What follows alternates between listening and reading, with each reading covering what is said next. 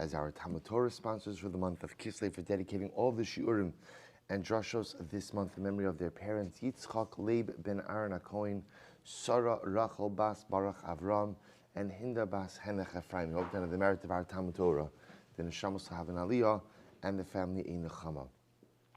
We thank our week of learning sponsors, Paul and Kathy Pollack, for dedicating all of the shiurim and drashos this week in memory of Paul's aunt Esther Pollack, Esther Bas Zechariah, whose yahrzeit is the 29th of Kislev today. We also thank our Day of Learning sponsor, Akiva Wexelbaum, in memory of Chana Bas Rab Naftali. Zichron Livrach. We hope that in the merit of our Talmud Torah, the neshama will have an aliyah and the family a nechama. We thank our ongoing Daf Yomi sponsors for the Nschus of Refuah Shalema, for Ruchama Aviva Bas Shenachana, as well as for Rachel Yehudis Bas Tova Gittel. We hope that in the merit of our Talmud Torah, Kol Cholei Yisrael have a complete and enduring refuah. And about with that, let us begin. So today's daf, beautiful daf ahead of us today. Today's daf is Chaf Daled 24. We are picking up in Mirz Hashem on Chaf Gimel Amud Beis 23b, and we're picking up at the period. It's about 2, 4, 6, 8, 10, 12, 14, about 16 lines up from the bottom. So remember again, we are still going to spend a good part of today focused on the Machlokes Chizkiah and Rabbi Avo. Namely that halacha l'maisa, when you see an Isser Achila in the Torah, what does that Isser Achila mean? So remember again, Chizkiah says, under normal circumstances, an Isser Achila means just that, an Isser Achila and no more. Therefore, again, by Chometz, when there is a protracted form, a prolonged form of the Isra Achila, which is written Lo Ye Achel, that is what teaches us, that elongated form is what teaches us the Isra Hana as well as the Isra Achila. But under normal circumstances, an Isra Achila just means a prohibition to eat. Rabbi Avo, on the other hand, explains that halacha l'maisa, anytime that you go ahead and you see an Isra Achila by definition automatically includes an Isra Hana, unless of course what? Unless of course you are told to the contrary. So unless of course halacha l'maisa, one is told that, like we see by Nevela, that Hana is permitted, we assume that every Isra Achila automatically includes an Isra Hana. So let's go weiter. So the Gemara says as follows. So Yosef Hahu Mirabana Kamed Rabbi Shmuel Bar Nachmani. So those are the particular Talmid Chacham who was sitting in front of Rabbi Shmuel Bar Nachmani. The Yosef Vikam Mishlit Rabbi Yoshua ben Levi, and he was saying over the following ruling in the name of Rabbi Yoshua ben Levi. Minayin lekol isurin shebatorah dechi hechi da asurin ba'achila hakanami asurin ba'ana. How do you know that in general, any time that there is an Isser Achila that also includes an Isser Hana? So the Gemara says, and what is he referring to? Ma'inihu chametz b'Pesach v'shor haniskal. So where does he know, for example, in things like chametz on Pesach, shor haniskal, how do you know that halacha l'maisa, the Isra Achila, also includes an Isra Hana? Minayin teipok le'mi lo yachel. So I don't understand. What do you mean? Where do you know it from? You know it from lo yachel. That's what the pasuk says. Lo yachel Isra Achila mashmalei, Isra Hana lo mashmalei. So this is actually very interesting. So according to this approach, Rabbi Yoshua ben Levi said, is there somewhere else that I learned this out from? Right? Is there potentially somewhere else where this could be derived? Because after all, again, as much as you're learning something from Lo Ye Achel still is Lashon of Achila. In other words, this is very interesting, because now we're taking a little bit of a turn. What Rabbi Yoshua ben Levi is saying is there another source for this concept that an Isra Achila also includes an Isra Hana? You're going to say, I need another source. We already have a source. Lo Ye'achel, because let's remember again, what's the beauty of Lo Ye'achel? What's the beauty?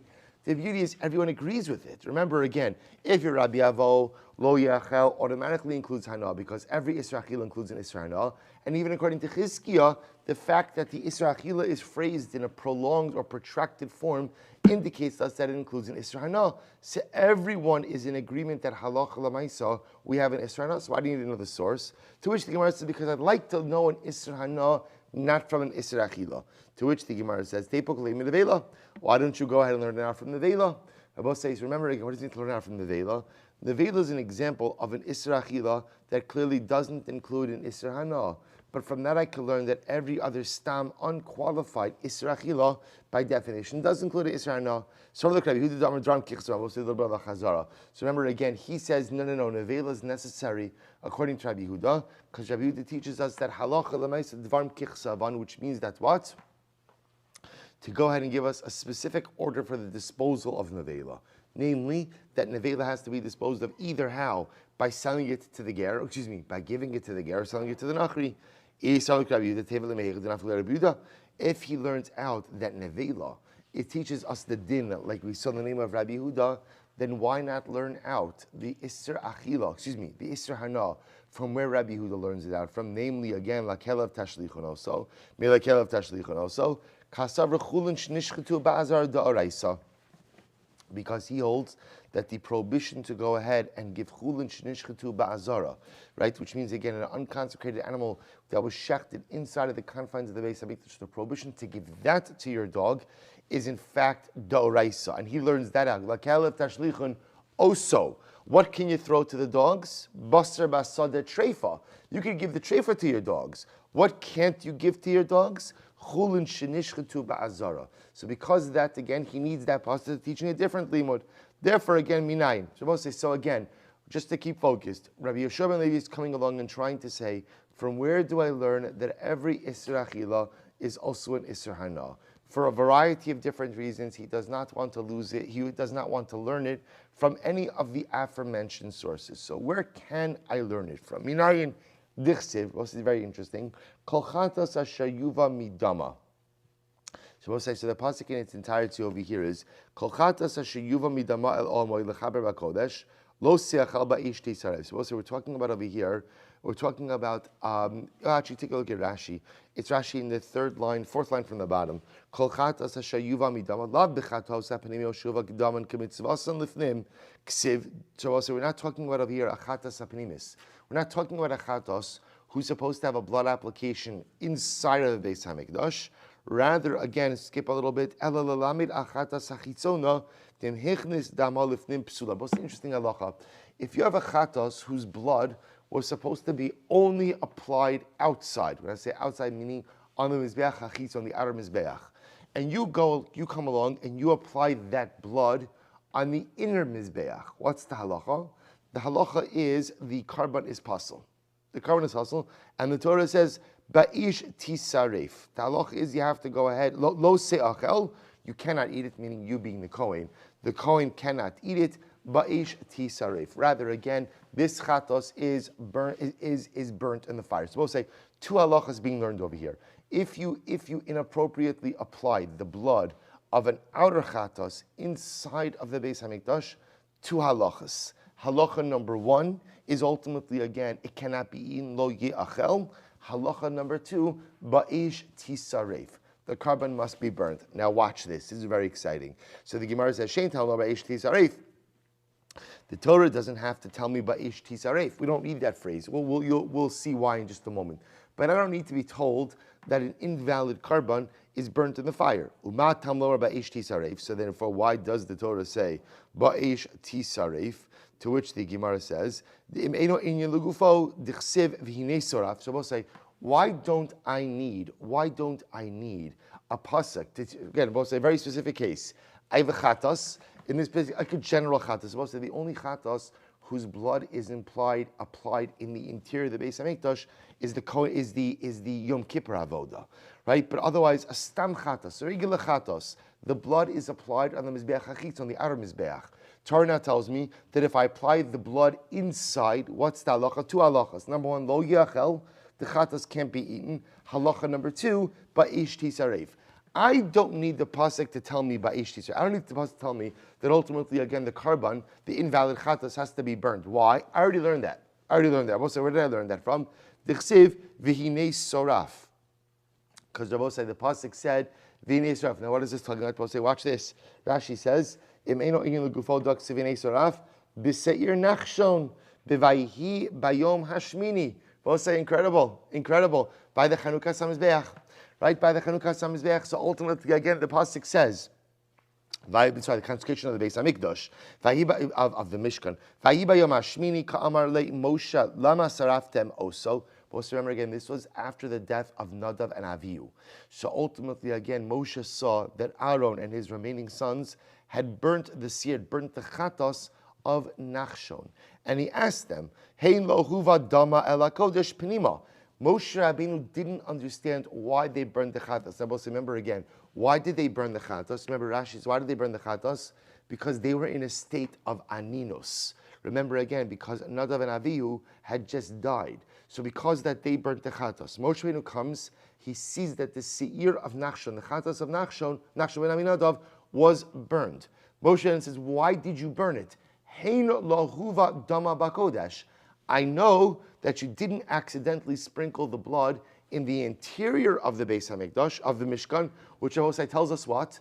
That blood of a chatos that is not supposed to be sprinkled inside of the Mikdash and is done, so you burn it. So we'll say, therefore, again, let's connect this all together. Therefore, halacha l'maisa, when the Torah tells me, kol chatas asher yuva midama, that any blood of a chatas that's inappropriately applied inside of the Beis HaMikdash, the Torah doesn't have to tell me that it has to be burned. The carbon has to be burned. Why?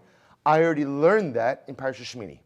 I already learned that halacha from the dedication of the Mishkan. So why is there a need ultimately again to state it again? So we'll say, therefore, what do we say? Then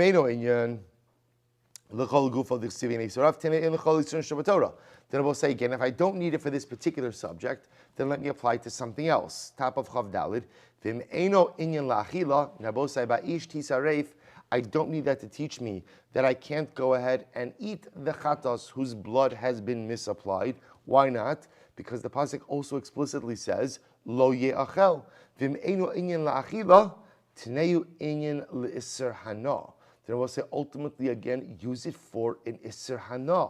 So we'll say, see what's happening over here? This is very exciting. So remember again, keep track of what's happening over here. Rabbi Shua Levi is coming along and saying, where else can we learn that an isser achila also means an isser hana? Where else can we learn that from? What do you mean, where else can we learn it from? Why can't you just learn it out from where Chizkiah is learning it out from? Lo yachel, right? Or for Rabbi Avo, lo socha, lo yochel, lo socha, lo yochlu. Because Rabbi Yeshua ben Levi says, you know what? I'd like to learn it out from a source that doesn't talk about achila.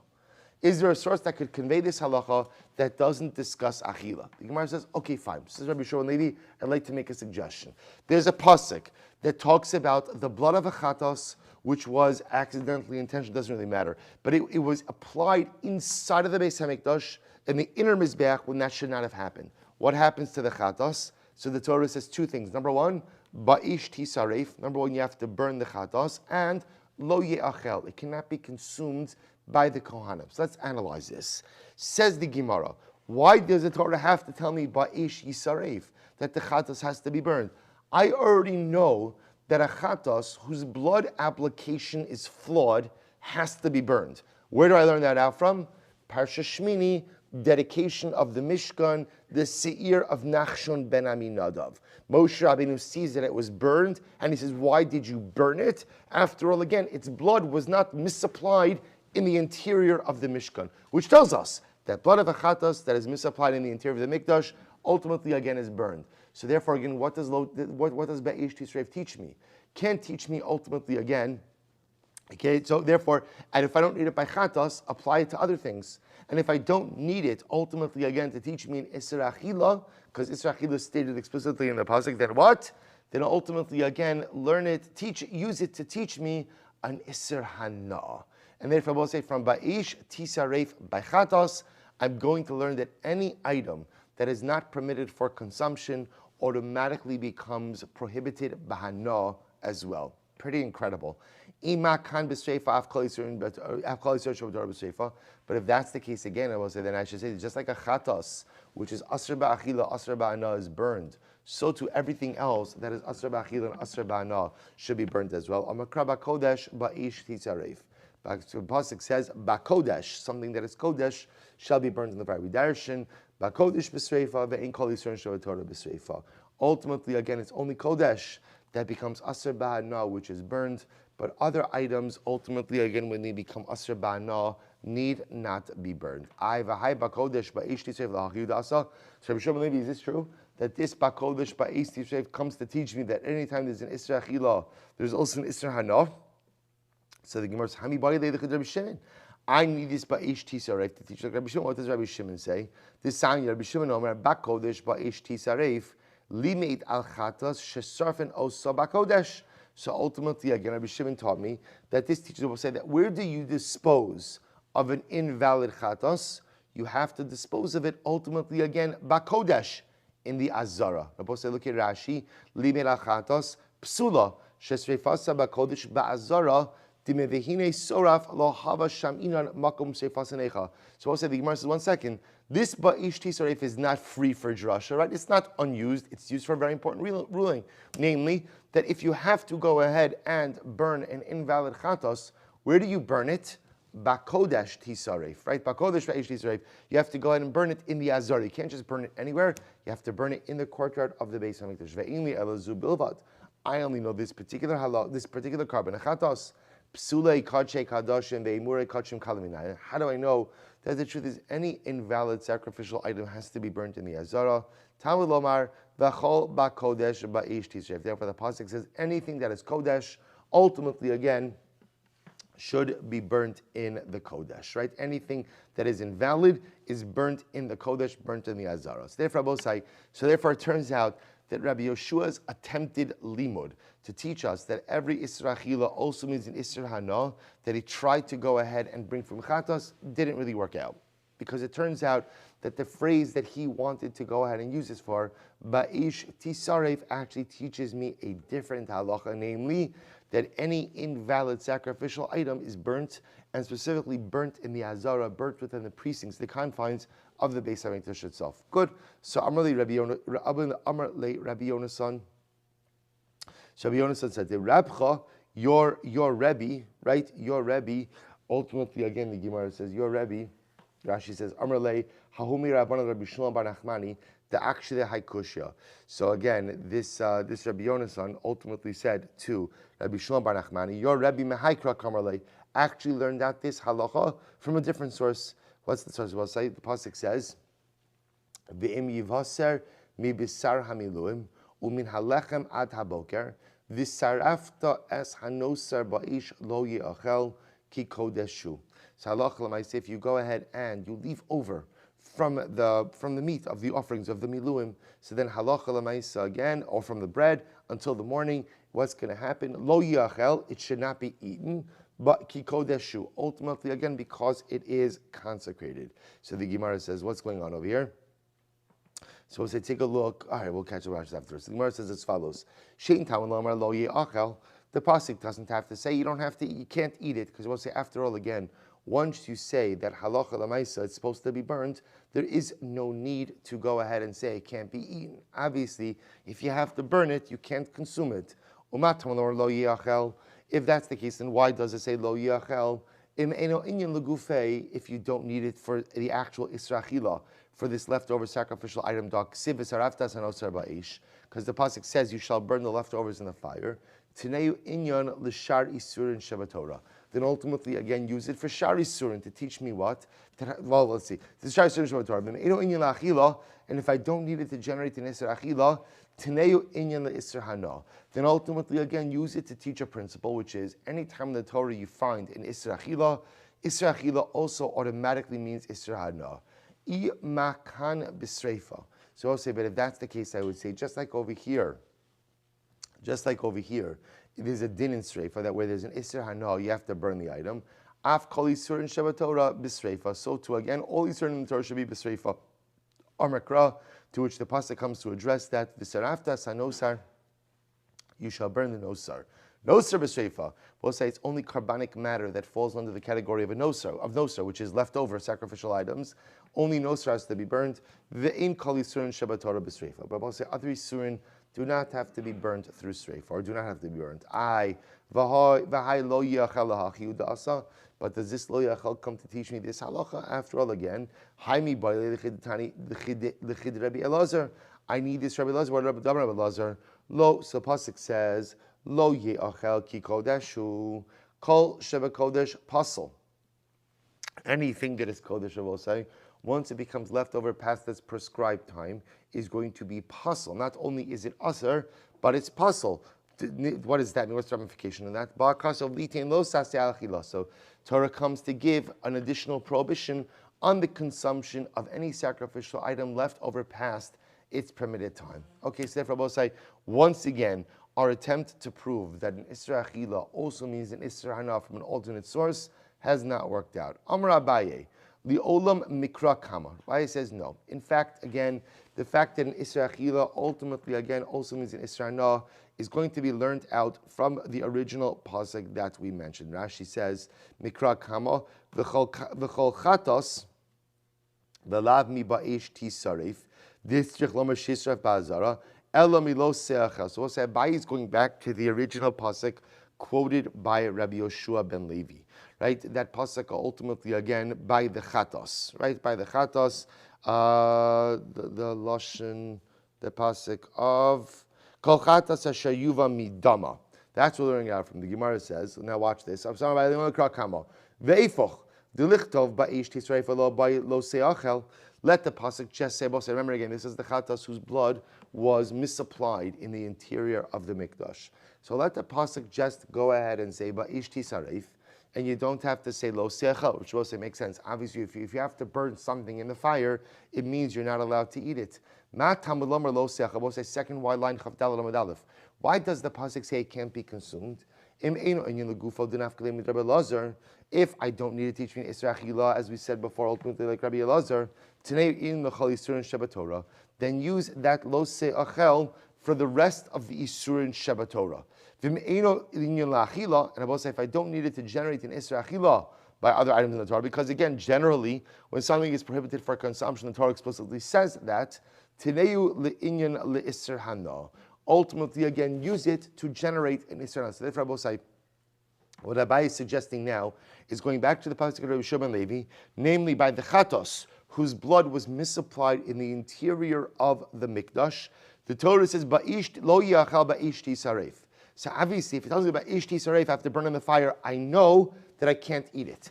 If that's the case, again, that I can't eat it, that lo yachal is extra. But so what am I doing with that lo yachal? I'm using it to teach me that halacha l'maisa, anytime something is aser ba'achila, it is also aser ba'ana. I.e. makan sreifa, I've called it Shabbat Torah b'sreifa. But if that's the case, then why don't you say, just like by the chatas with the misapplied dam, so too again the way you have to dispose of it is through sreifa. So too anytime something is aser ba'ana, you have to dispose of it with sreifa. Amar kra hanosar. The pasuk says nosar hanosar b'sreifa ve'in kol yisur Shabbat Torah b'sreifa. It's only nosar and other like items, sacrificial items, that ultimately again have to be disposed of through sreifa, but ultimately again other isurin in the Torah do not require sreifa. Amar li Rapapa la'Abaye ve'ima liachude le'lav legufehu da'asa.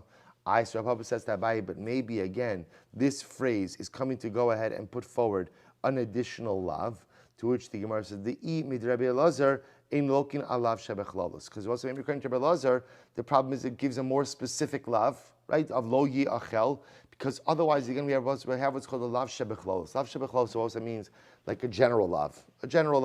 So maybe again, according to Rabbi Elazar, you would not be able to give malchus based on a general lav. Therefore, the Torah comes along and gives you lo yi achel, which is a more specific lav, focused on this case of the chatas with the misapplied dam. So we'll say, so once again, kind of knocking a hole, or what is it, knocking a hole, creating a hole in the argument ultimately of Abai.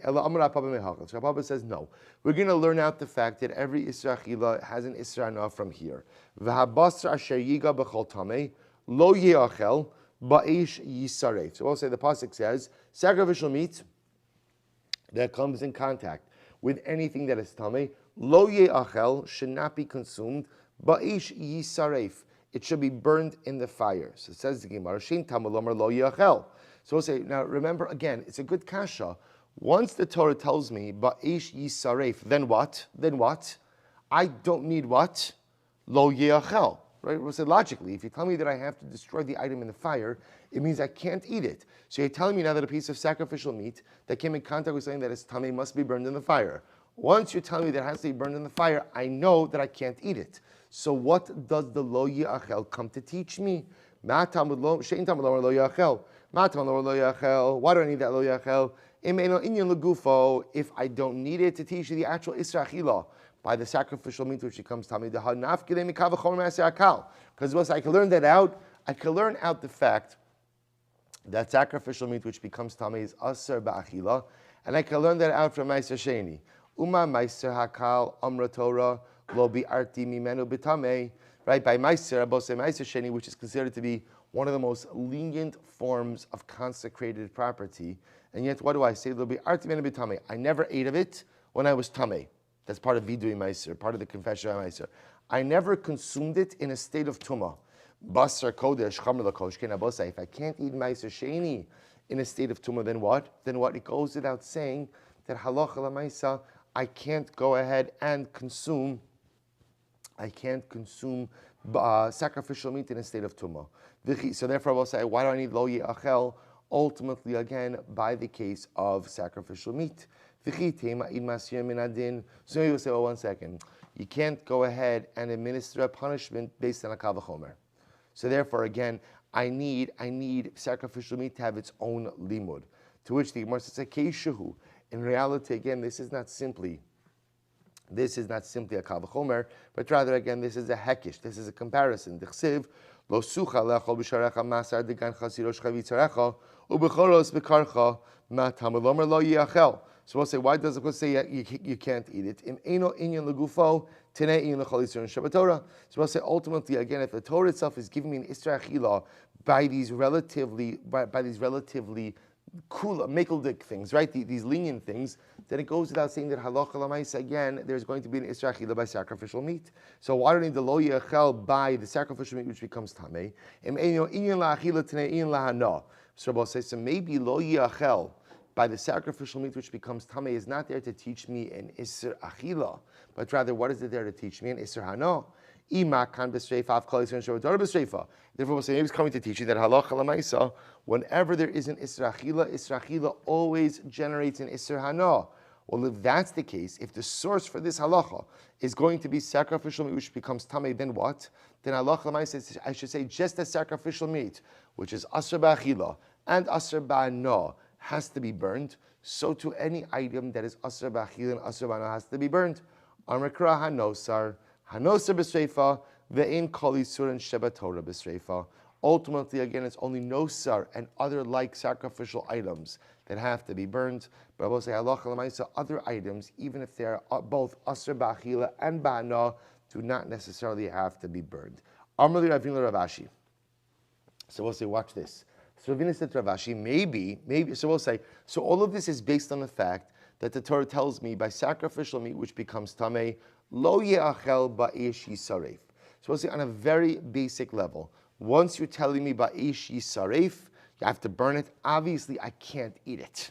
And furthermore, we also see that even consecrated items of much lower sanctity, once they become tamei, you can't eat it. So I don't need an isra achila over here. So therefore, essentially what the Gemara is saying is, halacha l'maisa, it must be that the isra achila here is not an isra achila, but rather what? It's an isra hana. So why does the Torah, supposed to say, what's the kasha? If it's an isra hana, why would the Torah phrase an isra hana as an isra achila? Why would you phrase a prohibition on benefit as a prohibition on consumption? And what's the answer? To teach me a principle. And what's the principle? Every time the Torah espouses an isra achila, by definition, it also includes what? An isra hana. That's the argument. To which the Gemara says, I don't know. Amr li Ravina Rav Ashi, maybe. We'll say maybe not. Maybe what the Torah is coming to do over here when it says lo yachel by tainted sacrificial meat is to tell you that if you eat sacrificial meat which became tamei, maybe you're in violation of two prohibitions, two lavim. Let's say, what are the two lavim? Right? What are the two lavim? Number one, lo yachel, and number two, ba'esh yisaref. Right? That again, I was supposed to burn it, and also again, is an isra hana. So, or even let's leave aside isra hana. That I'm not supposed to eat it, I'm supposed to burn it, and therefore, if I go ahead and I consume it, maybe I have violated two lavim. So maybe again, the extra lo yachel is not coming to teach me a principle vis-a-vis all of the isurim of a Torah, but it's just coming to teach you that if I eat sacrificial meat which has become tamei, I've violated two lavim. After all, again, we have this concept, lav mi'amar abayi acha putisa loke arba, nimala loke chamesh. For example, I will say, just there are concepts like this in halacha where one act of consumption could generate many prohibitions. If you eat a potisa, it actually says is sheretz hamayim.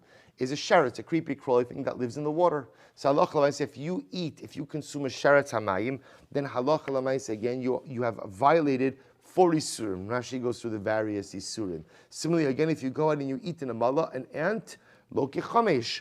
Ultimately, again, you are in violation of 5 lavin. 5 lavin, we'll say, that's why, again, people, it's very, the whole notion of checking vegetables for bugs is not just a chumrah. It's a very important halacha because, again, it's one thing if a person's going to commit an aveira and get something out of it. But to go ahead and commit an aveira and multiple averas and get mamish nothing out of it, it's totally counterintuitive. So we'll say, the amount of averas that are the number of lavin associated with the consumption of shratzim. We'll say a person eats 1 sheretz, and by definition they go ahead and they violate multiple lavim. That's what's happening over here. That's again the din of bedikas talaim. The halacha really of making sure that vegetables, especially leafy vegetables, are free from insects is an incredibly important halacha. Baruch Hashem, we live in a time where, thank God, one could, secure such produce, albeit for a little bit of a heightened price, but nevertheless relatively easily. Is not a commercial, by the way. I just want to point out. But I'll say, but it really is incredibly important because, again, people think it's a chumrah. It's not a chumrah. It's not a chumrah at all. It's a halacha, and it's one of those very few things where one simple act could result in multiple lavim totally unnecessarily. So the Gemara therefore says, Nemala lo kechamesh, a person eats 1 ant and they're in violation of 5 prohibitions. Again, Rashi goes through all the different lavim. We don't have to get into it right now. Amud Beis, Tzira, person eats a hornet, lo keshesh, 6 different lavim. So both say, the only reason the Gemara is bringing this down is because you see that halacha l'maisa, 1 act of consumption could result in multiple lavim. So maybe when the Torah says lo ye'achel, by basar, by sacrificial meat which became tameh, maybe the Torah is coming to give an additional lav on the achila and telling you that if you eat it, you're in violation of 2 lavim. Amar le kol heicha de'ika lemedrash darshinan v'lo mukminan balavi yisir. So it's a very interesting idea. In general, when we see what appears to be a repetitious lav, a repetitive lav, if we could find a different meaning for it, we would rather do that. In other words, we'll say it's only after we don't find another limud for the lav that we'll go ahead and we'll say, the Torah wants you to be in violation, or the Torah is making you in violation of 2 lavim. But whenever possible to go ahead and find an alternate use for the lav, that we definitely do. Therefore, again, when given the choice between saying that lo yachel means that if you eat tainted sacrificial meat, you're in violation of 2 lavim, versus saying no, lo yachel, which is extra, is coming to teaching that every time the Torah says an isra achil, it also means an isra ana, we'd rather go with the second rather than the first because that's a novel new limud. It's only when there's an inability to go ahead and provide a novel new limud that we will say that the Torah is just coming to make you in violation of 2 lavim. Incredible. So listen to this. So the pasuk that says,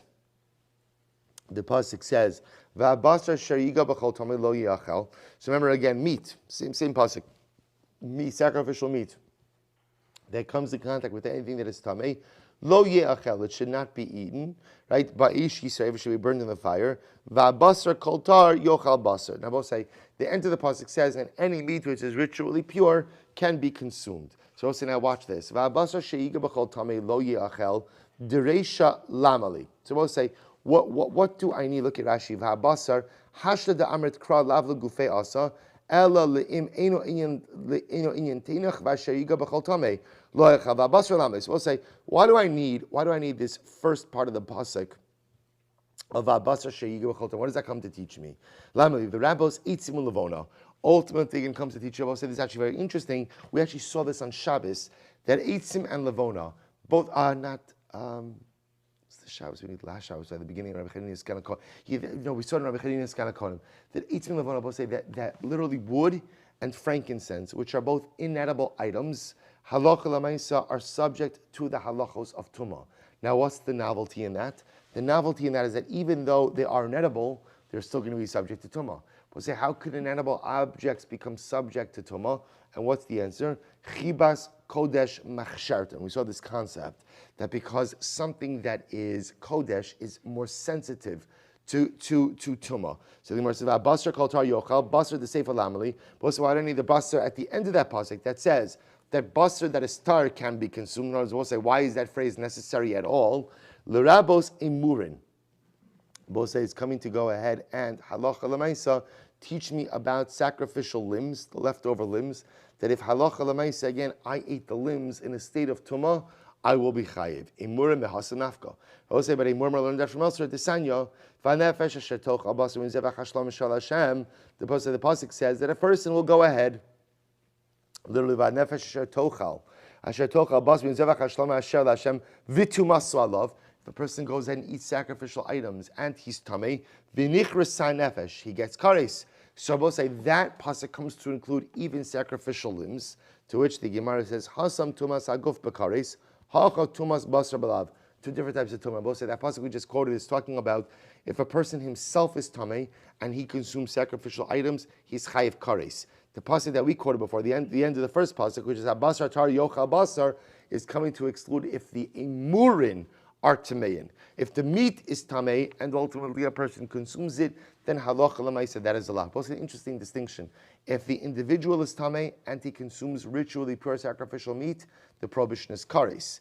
If a person is tahar and consumes sacrificial meat which is tamei, that is a lav. That is a lav. Rabbi Ava, Rabbi Yochanan. Here we go, I'll say another interesting derivation in this halacha. So listen to this. Kol Yisurin Shabbat. Rabbi say, remember again, I want to point out, this is Rabbi Avo again. Keep track of the sheetas here. Rabbi Avo kicked off this sugya, right? Because Rabbi Avo said that any time you find an Isra Achila, lo yocha, lo socha, lo sochlu, lo yochlu, it always means what? It always means Isra Hana as well. So now Rabbi Avo is being Mosif. Watch this. It's really quite amazing. Rabbi Avo, I'm Rabbi Yochanan. Kol Yisurin Shabbat Torah. Ein lokin alein ela derech achilasan. Both a really quite fascinating halacha. Anytime that there's an isser achila in the Torah, anytime there's a prohibition to eat something, you are only chayiv if you consumed it in a normal fashion. Rashi says, ela derech achilasan, ela imkin achlon derech achilasan. If you consume something in a normal fashion, that is the only time, ultimately, again, that there is an isser. To which the Gemara says, "My Amr of Sim Bara." So the Gemara El Rachelasan. My Amr of Sim Bara. She the miute shim achal chaylev chay shepater. So what does this come to exclude? If a person eats raw chaylev, so let's say you go ahead and eat now. Again, how do you normally consume chaylev? Cooked. Everyone knows that, you know. So let's say again, if you ate raw chaylev, then ultimately again you're pater. Why are you pater? Because although you consumed a prohibited item, you consumed it shelo kiderach achilas. And I will say, by the way, we're going to see that in general, this is a part of halacha. This comes up all the time in hilchos brachas, right? You're also only chayv to make a bracha or called the normative bracha if you consume an item in the normal fashion. So therefore, Rabbi Avo says that if you go ahead and you consume something that is aser, shelo kiderach achilasan, in an abnormal way, you are not chayiv. You consume raw chaylev, you're not chayiv. Iked amri, but an alternate version of this. I'm Rabbi Avo, I'm Rabbi Yochanan.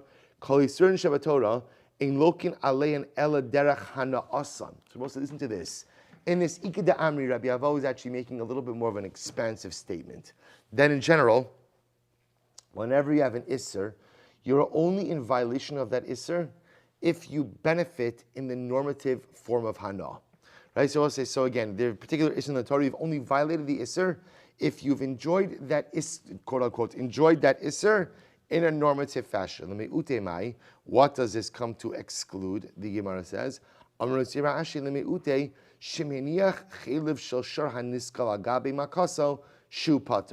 I'll say, for example, remember Shar Niskal, ox killed someone, therefore condemned to die.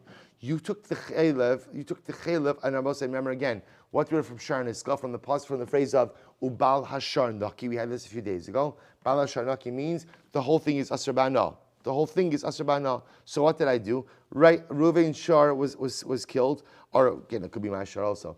I go ahead, I take the chaylev, I put the chaylev on a wound. Because I read, I saw that the chaylev has curative powers. So I went ahead and I put the chaylev on my wound. Then I both say, what's the halacha over there? Shu pater. Ultimately, again, a person is pater. I both say, why is a person pater? Because halacha l'maisa, that's not the normal derech hana of chaylev. Right? If you look at Rashi, it's chaylev. Ein derech hana also ela ba'avara v'limshoch oros v'lo l'refuah. This is very interesting. Actually, what was chaylev normally used for? Chaylev was used to go ahead and smear on hides. Very interesting. That's that was the use for chaylev. But to put a piece of chaylev, put a piece of solid chaylev on a wound, that's non-normative benefit. So Rabbi Avo says you're not chayiv for non-normative benefit. The chol shekain ochel chaylev chayshu pater. Rabbi goes without saying that if you consume raw chaylev, that is certainly considered to be non-normative benefit as well. So we'll say, this is very important. So remember again, what this Ikeda Amri did was as follows.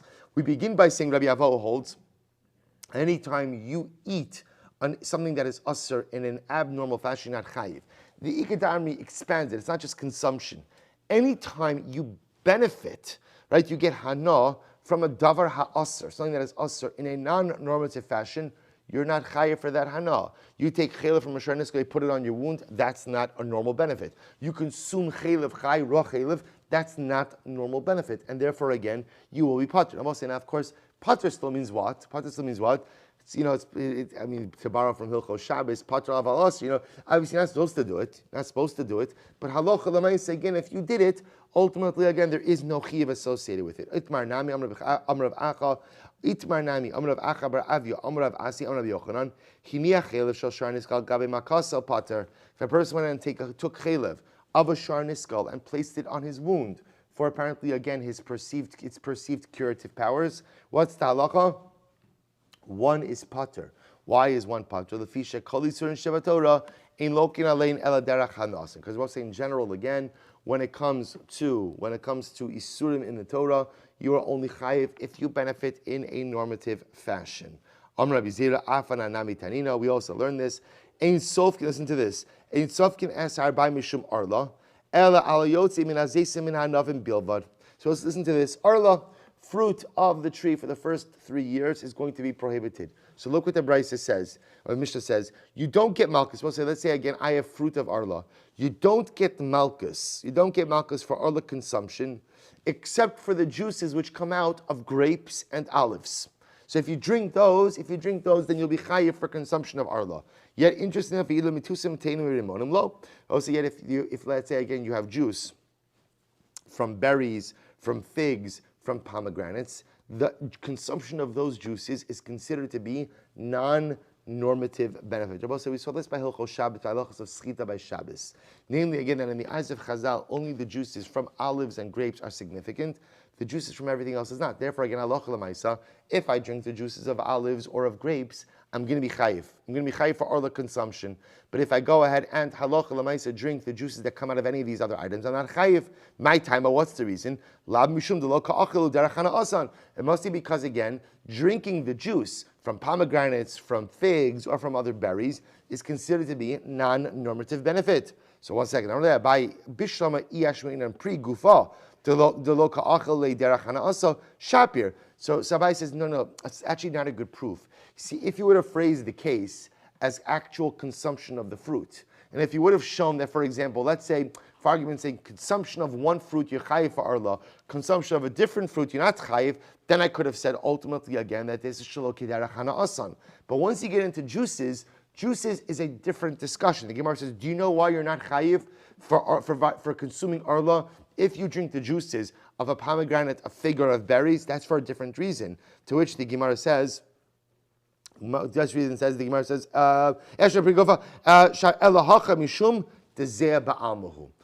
the difference is that when you have juices that emanate ultimately again from anything other than grapes and olives, that juice is considered to be zeh. Both say zeh literally means sweat. In other words, those juices are considered to be totally insignificant. So when you go ahead and you drink the juices that come out of olives, you come out of grapes, that's significant. And therefore, again, you're chayiv for arla consumption. But if halacha l'maisa, you drink the juices that come out of any of these other fruits, you're not chayiv. But it's not that you're not chayiv because of non-normative consumption. You're not chayiv because that act of consumption is not even considered to be an act of consumption. Because the juices that comes out of those items, those other fruits, ultimately in the eyes of halacha, is considered to be insignificant. It has absolutely no weight to it, and therefore, again, it's not arla consumption. I will say we'll pick up with this sugya tomorrow. This sugya will say of non-normative hana, non-normative consumption is actually quite fascinating. We'll continue a bit more in a minute. We'll see the halacha l'maisa and there is the machlokes in Chizkiya and Rabbi Avo as well. Shkoyach.